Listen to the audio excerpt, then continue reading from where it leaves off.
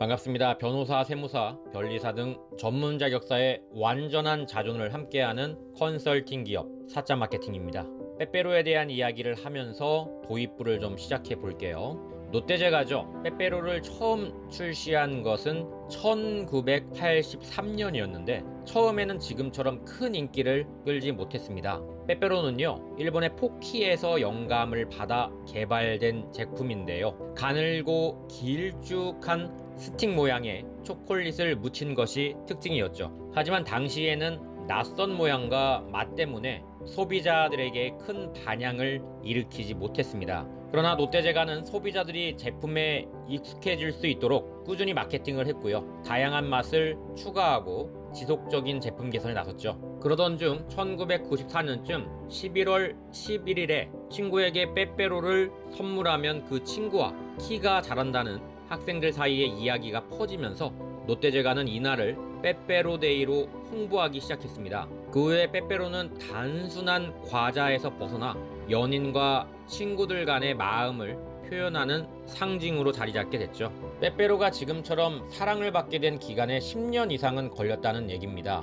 무슨 말을 하고 싶냐고요? 여러분이 제가 그토록 강조하는 콘텐츠의 성을 쌓는데도 반드시 오랜 시간이 걸린다는 거예요. 그 길이 쉽지 않습니다. 한 달, 두 달로는 힘들어요. 적어도 6개월, 어떤 경우에는 1년 이상 꾸준히 정진하셔야 합니다. 그러면 빼빼로 같이 반드시 기회가 옵니다. 내가 올바른 방향으로 꾸준히 성장을 해 나간다면 그 사람에게는 반드시 기회가 온다고 저는 한치의 의심도 없이 그 진리를 믿습니다.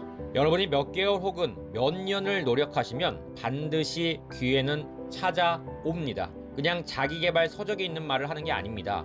만물의 이치를 통해서 우리의 삶을 엿볼 수가 있는데요. 그래서 세계적인 석학들도 자연의 이치를 들어 사람들에게 감동을 주는 경우가 많습니다. 한국에서 인기가 많은 조던 피터슨 교수만 해도 그런데요. 그가 저술한 베스트셀러 12가지 인생의 법칙을 보면 가장 먼저 바닷가재의 1화가 나옵니다. 그리고 바닷가재를 통해서 우리가 어떤 태도로 삶을 대해야 하는지를 설명하고 있거든요. 저도 그래서 자연을 유심히 관찰하며 우리가 어떻게 살아가야 할지를 생각하곤 하는데요. 오늘은 대나무 이야기를 해볼까 합니다.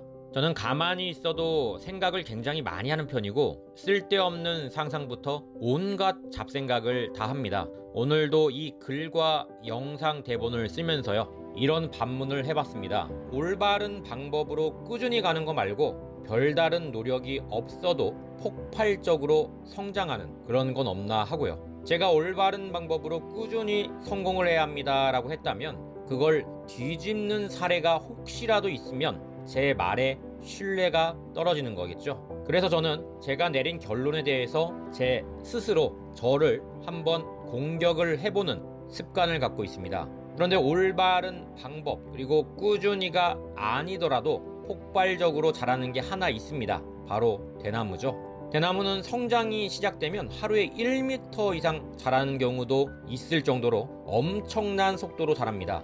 어떤 대나무는요, 하루에 최대 90cm, 심지어 1m가 넘게 자라는 사례가 과학적으로 보고된 바 있습니다. 이 속도는 다른 식물에서는 찾아보기 힘든 경이로운 성장 속도죠. 이렇게 하루 만에 눈에 띄게 자라는 대나무를 보면 마치 빠르게 결과를 내는 것만이 성공의 길이라고 오해할 수도 있습니다. 대나무처럼 폭발적으로 성장하는 것만을 좇고 싶은 유혹이 생기기도 하죠. 그러나 반전이 있습니다. 사실 대나무가요, 싹을 틔우기까지는 수년의 시간이 걸린다고 합니다.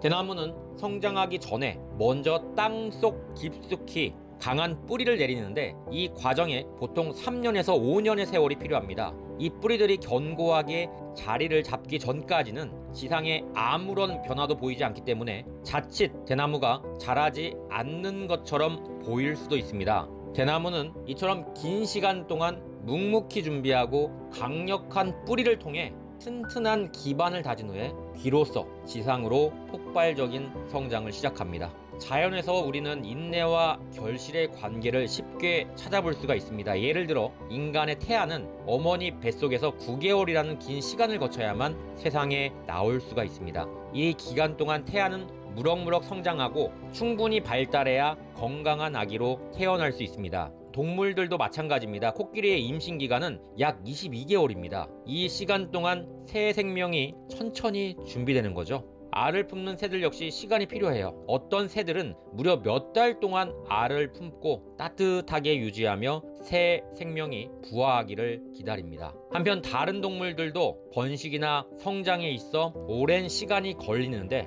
이러한 생물학적 예들은 결실을 맺기 위해서는 충분한 시간과 인내가 필요하다는 것을 잘 보여주죠.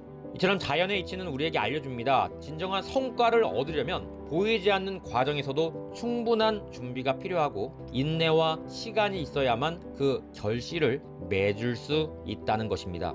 여러분 조급하신가요? 물론 방법은 있습니다. 제가 말하는 비행기 태우기나 비싼 키워드 광고 같은 변칙적인 방법을 콘텐츠가 없는 초반부터 사용하면 당장의 유입량이 늘어서 문의가 많이 오긴 합니다. 그러나 이건 순간입니다. 신기루죠. 그 스테로이드 효과는 금방 떨어집니다. 이치적이고 제대로 된 방법이 아니기 때문에 소위 말하는 광고빨은 금방 떨어지게 되고 사막에 떨어진 물방울처럼 흔적도 없이 증발해버립니다.